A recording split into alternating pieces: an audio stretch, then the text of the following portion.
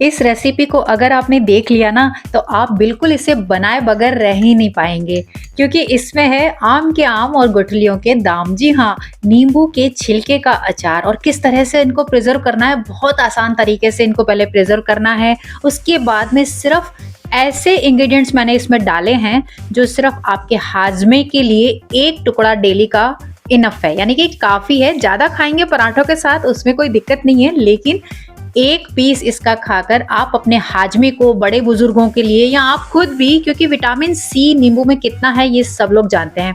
तो चलिए शुरुआत करते हैं। सबसे पहले मैं आपको बता दूं कि मैं डेली जैसे है ना, एक नींबू का रस मैं शिकंजी बना के पी लेती हूँ, नमक वाली, ना शुगर नहीं।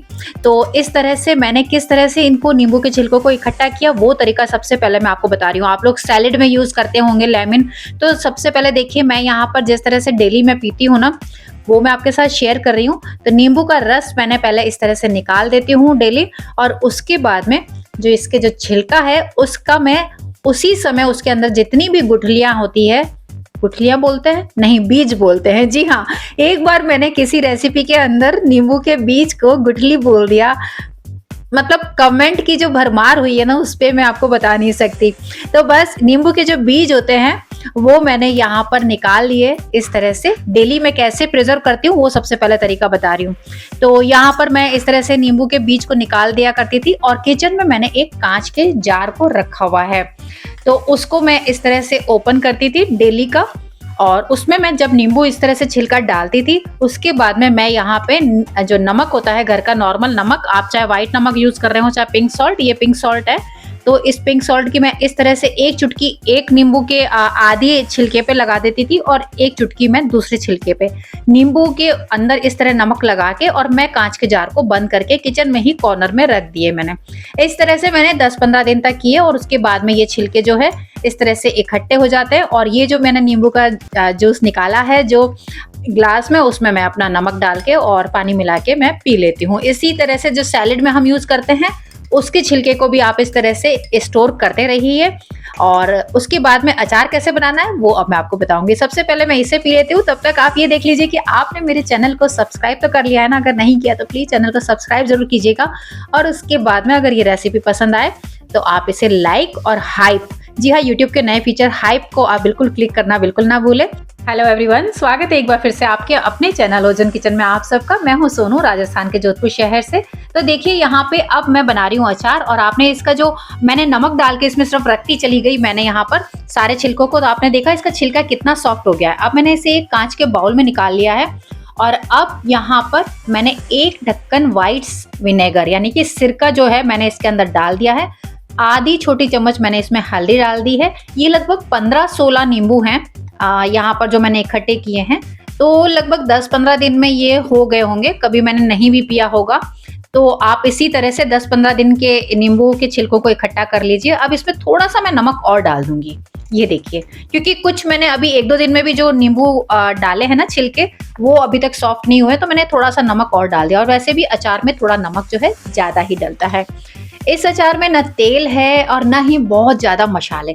और अब मैंने नमक, हल्दी, विनेगर इन सबको अच्छे से इस तरह से टॉस कर लिया है, और अब मैं इसको 1 से 2 दिन तक ढक्कन लगा के हम किचन में ही कॉर्नर में रख देंगे। इस तरह से हो सके तो कांच का प्लेट का ही ढक्कन लगाएं, वरना आप इस तरह से ढक्कन लगाएं कि वो स्टील वगैरह का जो ढक्कन की प्लेट हो वो नींबुओं को ना छुए, और अचार चीनी और कांच में ही नींबू का बनाए।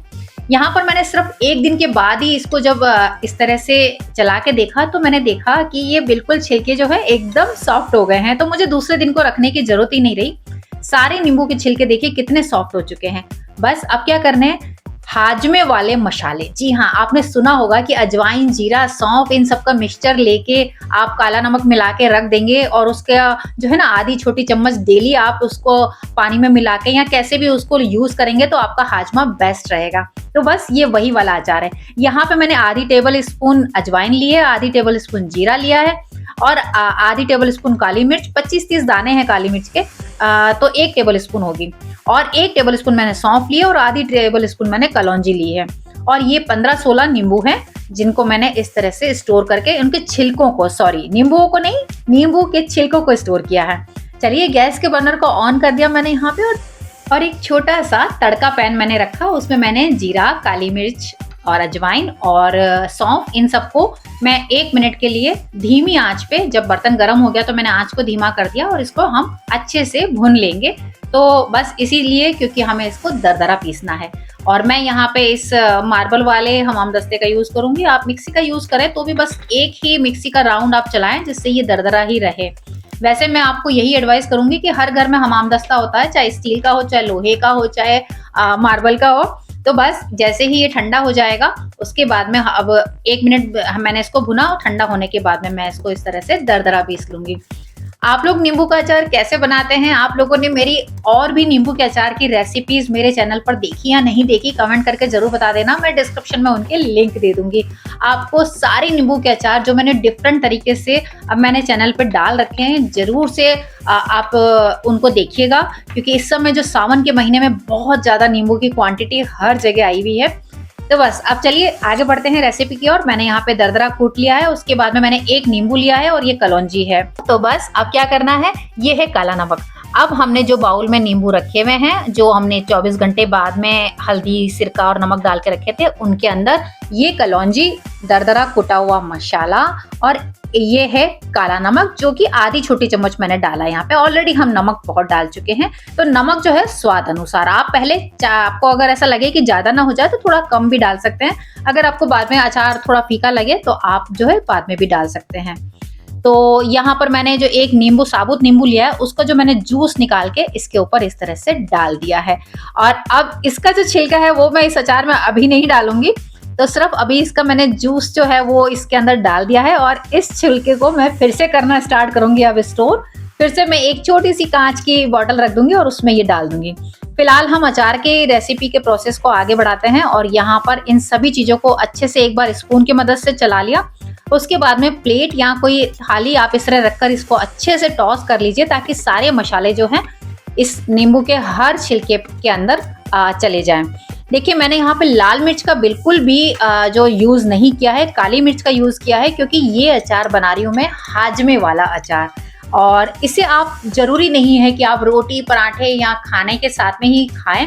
आप इसका एक टुकड़ा उठा के डेली ऐसे ही खा सकते हैं, क्योंकि मुझे तो ये यूं ही बहुत पसंद है। जो भी नींबू के अचार लवर है ना, उनके लिए ये अचार बहुत ही, इतना मतलब उनको पसंद आने वाला है ना।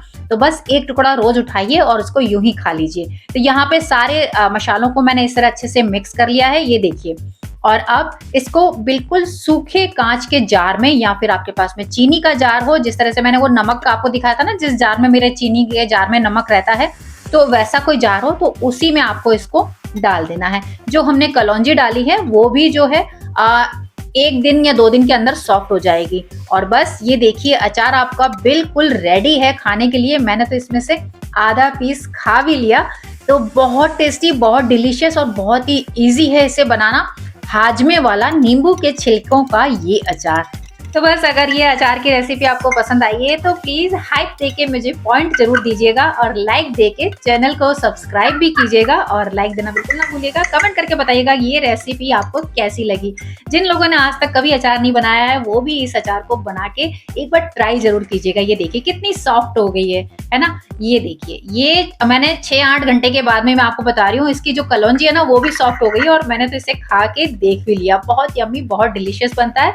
तो इसे कहते हैं आम के आम, गुठलियों के दाम। पहले आप नींबू के जूस को यूज कर लीजिए और उसके छिलकों से ये हाजमे वाला नींबू का अचार बनाना बिल्कुल ना भूलें। आप इस अचार को यूं ही स्टोर करके रख सकते हैं, इसमें तेल डालने की आपको जरूरत नहीं है। ये अचार खराब नहीं होगा। मैं जल्दी मिलती हूँ नई रेसिपी के साथ, तब तक के लिए गुड बाय।